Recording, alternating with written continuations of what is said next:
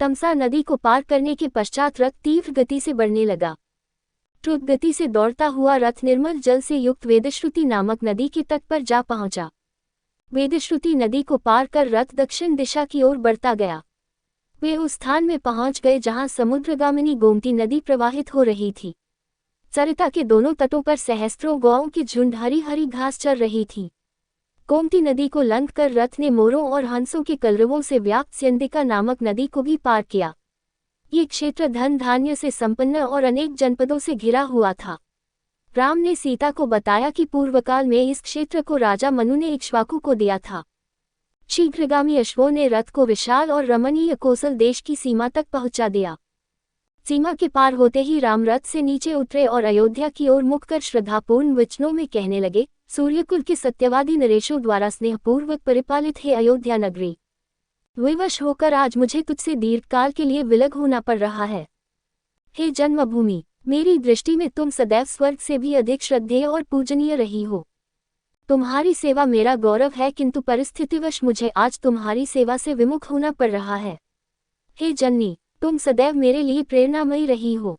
तुम्हारी धूली मुझे चंदन की भांति शांति देती है। तुम्हारा जल मेरे लिए अमृतमयी और जीवनदायी है। तुमसे विदा लेते हुए मेरा हृदय विदीर्ण हुआ जा रहा है। पिताजी की आज्ञा का पालन करके 14 वर्ष पश्चात मैं पुनः तुम्हारा दर्शन तथा तुम्हारी सेवा का सौभाग्य प्राप्त करूंगा।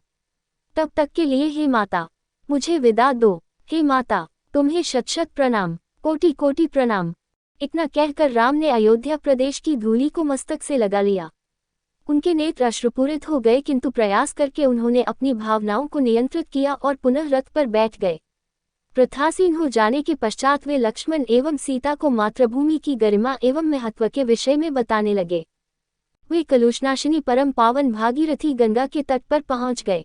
उस सुरम्य वातावरण में वे बहुत देर तक चकित से खड़े रहे। उन्होंने देखा दूर दूर तक लहलहाते हुए खेत नेत्रों को सुख देने वाली हरितिमा बिखेर रहे हैं। वातावरण अत्यंत सुरम्य है। स्वर्णकलशों से सुशोभित धवल मंदिर भक्ति की भावना को जागृत कर रहे हैं। वहां के समस्त आश्रम सामगान की ध्वनि गुंजायमान हो रहे हैं। वायुमंडल हवन कुंडों से निकलने वाले धुएं से सुगंधित हो रहा है। अनन्यकाल से ऋषि मुनियों द्वारा सेवित पवित्र भागीरथी कल कलनाद के साथ द्रुत गति से प्रवाहित हो रही है। गंगा के जल में हंस, कारंडव आदि पक्षी विहार करते हुए मधुर स्वर में गा रहे हैं, मानो वे गंगा की स्तुति कर रहे हों। त्रिपद का पुण्य लीला गंगा के दोनों तटों पर खड़े वृक्ष रंग बिरंगे पुष्पों से सुसज्जित हैं। ऐसा प्रतीत होता है कि वे अपने फूलों का अर्घ्य चढ़ाकर गंगा का अभिषेक कर रहे हैं। वे इस मनोमुग्धकारी छवि निहारने में लीन हो गए। कुछ काल के पश्चात राम सुमन से बोले, मंत्रिव, आज हम यही विश्राम करेंगे। हंगुदी के उस विशाल वृक्ष पर कितने सुंदर तथा आकर्षक फल लगे हुए हैं। आज हम इन्हीं फलों का आहार करेंगे और रात्रि भी यहीं पर व्यतीत करेंगे। रामचंद्र का आदेश पाते ही सुमंत ने रथ को हंगुदी के वृक्ष के नीचे खड़ा कर दिया और अश्वों को निकट ही हरी हरी घास चरने के लिए छोड़ दिया।